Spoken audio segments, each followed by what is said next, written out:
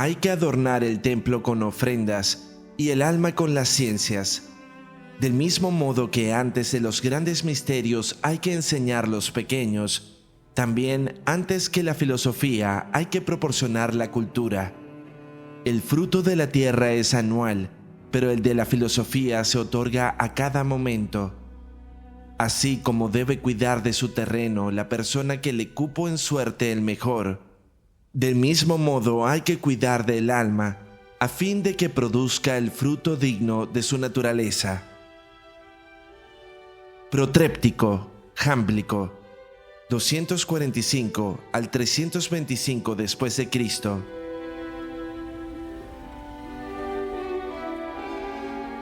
La obra del divino filósofo jámblico de Calcis, Protréptico, es una exhortación a la filosofía, o más bien a la vida filosófica, a vivir conforme a los principios de la sabiduría cultivada por los filósofos.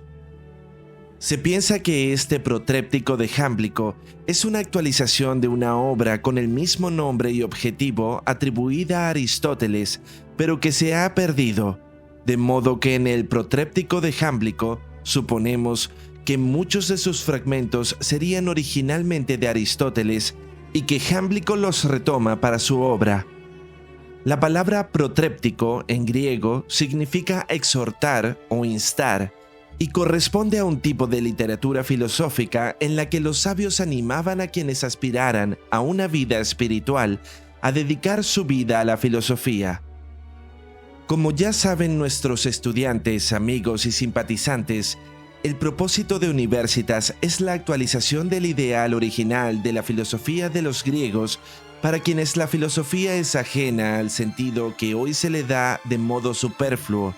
Por ejemplo, a su trato en las universidades comunes que hacen servil a la filosofía, a las modas de los tiempos, a las ideologías, encontrándonos hoy con definiciones y especialistas en filosofía feminista, filosofía de género, y una serie mayor de usos espurios de la filosofía que, por definición, no puede estar sujeta a ideologías y creencias.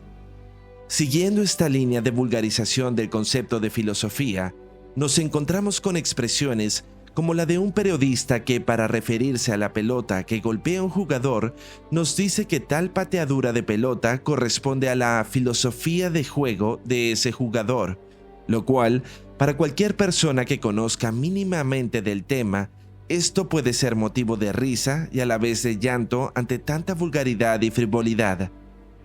Para los antiguos, la filosofía es una manera de actuar, de conducirse ante la vida, una manera incluso de dar culto a la divinidad y a la vez es la forma más eximia de servir a la ciudad y a la humanidad. Podemos relacionar al filósofo griego con un sacerdote o un monje, por cuanto la vida dedicada a la filosofía le significaba un compromiso moral, tal como fuera en antiguos y contemporáneos sacerdotes dedicados a la administración del culto de algún dios, ya sea egipcio, griego o romano. No exageramos al decir que la filosofía correspondía a la plenitud de la conducta humana. En otras palabras, el hombre que dedicaba su vida a la filosofía alcanzaba por ello la máxima perfección de vida, puesto que la sabiduría era la actividad de Dios mismo, y por ella y por su amor que le vinculaba a ella, el hombre alcanza la plenitud de su ser. Llegaba, por consiguiente, el filósofo a ser un hombre perfecto, puesto que vivir conforme a la verdad, a la belleza y al bien, era vivir participando de la presencia misma de los dioses, quienes por sus dones y virtudes elevaban la naturaleza humana hacia sí mismos y asemejándose a ambas, se unificaban, teniendo como consecuencia que el filósofo se consideraba un ser divino, Dios mismo. Esta idea, aunque en la cultura actual es imposible de entender y asimilar, es necesario recordarla para el estudio correcto de la filosofía en sus fuentes, pues nos exige el desprendernos de los prejuicios modernistas para intentar atisbar el modo en cómo los antiguos entendieron este oficio que divinizaba a sus adeptos. Jámblico, con la finalidad de invitar a los hombres hacia una vida filosófica, enseña como modelo de perfección a quien se le atribuye el origen mismo de la palabra filosofía. Nos referimos a Pitágoras. En la época de Jámblico, la plenitud de la sabiduría está asociado a Platón, y por consiguiente todos los grandes filósofos se denominaban a sí mismos platónicos, hoy conocidos equivocadamente como neoplatónicos. Esta definición de platónicos es tan relevante, puesto que el sentido que tendrá será el mismo que siglos después utilizarán los iniciados al hablar de los Rosacruces. Así, en cuanto al sentido del aumentado por estos nombres, hay sinonimia entre platónicos y Rosacruces. En los tiempos de Jámblico, tanto la tradición platónica como la pitagórica se confunden y se entienden como una misma. Los llamados neoplatónicos y neopitagóricos en realidad eran los mismos filósofos autodenominados platónicos. El modelo de vida de los antiguos filósofos, especialmente Pitágoras, Sócrates y Platón, era uno de los principales motivos para que muchos se animaran a dedicar sus vidas a la filosofía, puesto que, al emular a los hombres sabios, ellos mismos asumían su sabiduría y, por consiguiente, asumían el modo de vida más perfecto, el cual es vivir por y en la verdad, la belleza y el bien. El sabio ha de ser en todo veraz. Sus palabras y pensamientos solo deben plasmar en el mundo la verdad, una verdad mostrada y demostrada con la resplandeciente luz de un buen argumento, de una correcta inferencia lógica y un correcto uso de la palabra. Asimismo, él y su propia vida debe manifestar en el mundo la belleza que es atributo máximo de los dioses y de todo aquello que es realmente divino. El filósofo debe cultivar y procurar siempre la belleza, la perfecta imitación que las cosas sensibles hacen de las ideas eternas. Sus modos de vivir e incluso su propio cuerpo ha de mostrar, en todo lo posible, la utilidad y la perfección de la idea, llegando por esto a ser bello. Y finalmente su vida y sus decisiones han de estar regidas solo por el bien verdadero en cada cosa, por el principio unificador que identifica a la naturaleza misma del Dios de los dioses, el bien. El bien no es un criterio de utilidad y conveniencia.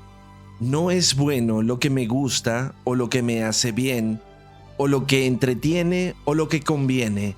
El bien lo dicta la propia razón, y el filósofo ha de osar emplearse a ese bien, lo cual muchas veces le traerá significativos problemas, incluso la muerte, como lo tenemos en el caso más paradigmático del propio Sócrates.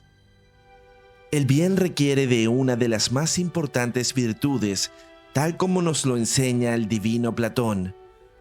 Esta fortaleza que permite el ser bueno es la valentía, andreia en griego. De manera que la persona verdaderamente buena es la persona valiente. Detengámonos por un momento en la escuela de Pitágoras.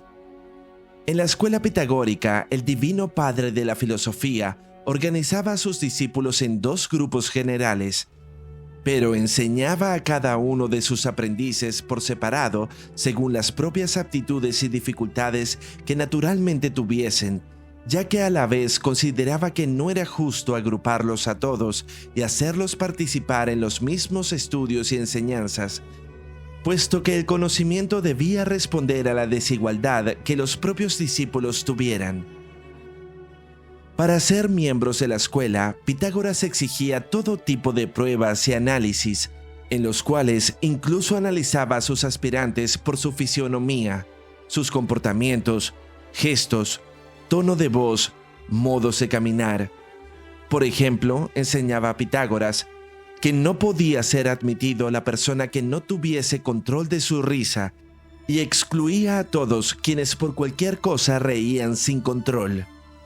Luego de estas pruebas de admisión, en las que incluía severas disciplinas de castidad, limpieza corporal y silencio por varios años, quienes cumplieran con los requisitos para ser admitidos por medio de la iniciación Se introducían en el grupo filosófico de los acusmáticos, palabra griega que significa los oyentes, quienes en la escuela de Pitágoras solo podían oír al maestro y escuchar sus sentencias sin demostración ni tampoco argumentación, sin estar autorizados aún a participar en las discusiones e investigaciones, ya que esto estaba reservado al segundo grupo de la escuela, los más elevados iniciados, que eran conocidos como los matemáticos, palabra que en griego se refiere al conjunto de los temas que se pueden aprender, proviniendo de la palabra máthema, que significa estudio, instrucción. En estos dos grupos se organizaba la escuela fundada por Pitágoras en Crotona, actualmente Italia. Esta escuela ha sido la obra más perfecta de toda la tradición esotérica y filosófica, puesto que logró reunir perfectamente los tres aspectos que caracterizan a un auténtico grupo, secta u orden de filosofía esotérica. Estas tres características son el misterio ritual o la iniciación, que en griego denominaban teleté, el conocimiento o la instrucción en las ciencias y en la moral, y finalmente la vida comunitaria o fraternal. Estos son los tres aspectos que identifican a una perfecta orden, cada uno de los cuales depende de los otros, ya que para que haya un correcto trabajo los misterios o teletai, este debe estar sostenido en una instrucción personal, en una ascesis conductual y en la vida comunitaria. Los iniciados en los misterios y quienes son instruidos en la filosofía deben vivir juntos plegándose a un modo de vida definido por reglas que regulen las actividades diarias, desde el levantarse hasta el dormir. Debían vivir juntos, comer juntos, trabajar juntos, conocerse mutuamente y quererse entre ellos. Se despojaban de bienes privados para tener todo en común, pues la ley fundamental que enseñaba Pitágoras, y por supuesto también lo enseñó Platón, es que entre amigos los bienes son comunes. Si se unifican estos tres elementos, vida comunitaria o fraterna, instrucción científica y conductual y, finalmente, introducción a los misterios a través de la iniciación ritual, estamos ante una verdadera escuela u orden de los misterios. Después de la escuela pitagórica, los iniciados siempre han tratado de formar sus cofradías unificando estos principios, aunque no siempre lo han conseguido con la perfección de los pitagóricos, puesto que en algunos casos trabajaban los misterios pero sin la suficiente instrucción y sin exigencias morales. Otras veces se agrupaban en vida comunitaria pero carecían de misterios, o en otros casos profundizaban en las ciencias conforme a disciplinas de estudio, pero no lo hacían fraternalmente y carecían de misterios.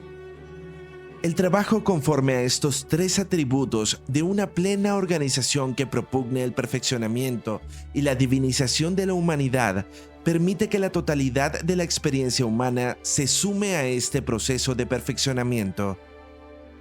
El hombre suma a este proceso su intelecto, su imaginación, sus sueños, sus deseos, incluso su propio cuerpo. De esta manera, despliega la perfecta iniciación dentro de una familia, así como los hombres vienen a este mundo y son recibidos en una familia. Asimismo, los iniciados o renacidos lo hacen dentro de una familia en la que encuentran el afecto, el amor, la protección de otros y también encuentran el aprendizaje de costumbres, modales y finalmente son iniciados por su propia familia en los grandes misterios. En este punto dejemos la referencia a la escuela del divino Pitágoras, a la cual dedicaremos una publicación contando todos sus detalles, y centrémonos en la distinción entre pequeños y grandes misterios. La explicación que fundamenta esta diferencia en el trabajo iniciático entre pequeños y grandes misterios es muy amplia y podríamos remitirnos a variados ejemplos históricos de cómo se han trabajado en sistemas iniciáticos estas dos categorías o procesos de la verdadera iniciación. Lo fundamental es lo siguiente: ninguna persona común podía ser elevada a la alta iniciación en la cual el iniciado era introducido al gran misterio del hombre, del universo y de la divinidad. Para el conocimiento de cada uno de estos, se le entregaban las claves, las palabras mistéricas, los sonidos, los lemas mágicos o las reglas rituales que le dieran la comprensión para elevarse al mundo de los dioses y llegar a la contemplación intelectual de las esferas divinas. Pero para esta iniciación había una exigencia, y esta era el control de las bajas pasiones, el control del pensamiento y la rectitud moral, de manera que estas tres condiciones se debían ya tener para la alta iniciación. Solo podían llegar al adeptado personas que ya gobernaran sus pensamientos, sus emociones y que caminaran en sus vidas por el irrestricto sendero de la razón y el bien. Estas condiciones previas no era fácil conseguirlas, por lo cual se requería de un arduo proceso de preparación, en el cual se le entregaban a los iniciados claves representativas de los grandes misterios, atisbos de la alta iniciación. Para ello, se les introducía en relatos de dioses y héroes. Debían conocer sus vidas y periplos. De esta manera se iban adecuando a ese dios o héroe del rito, experimentando una catarsis o purificación que, expresado muy en general, diremos que tiene por objetivo la rectitud moral e intelectual del iniciado. Una vez conseguido esto, ese iniciado es apto a la gran iniciación o a la introducción en los misterios mayores. En la historia de la iniciación, la mayoría de las organizaciones iniciáticas solo son, en el mejor de los casos, administradoras de los pequeños misterios. Si llegan a cumplir este proceso, dan a la humanidad un hombre nuevo, un hombre excelente, cuya pureza, continencia y austeridad es tal que solo en ese iniciado se puede depositar la ambrosía de los dioses o la revelación de los grandes misterios, siendo este modelo la base del misterio que Pitágoras organizaba a través de sus acosmáticos y matemáticos, con el objetivo de llegar a través del arte de la iniciación a la obra final del hombre perfecto.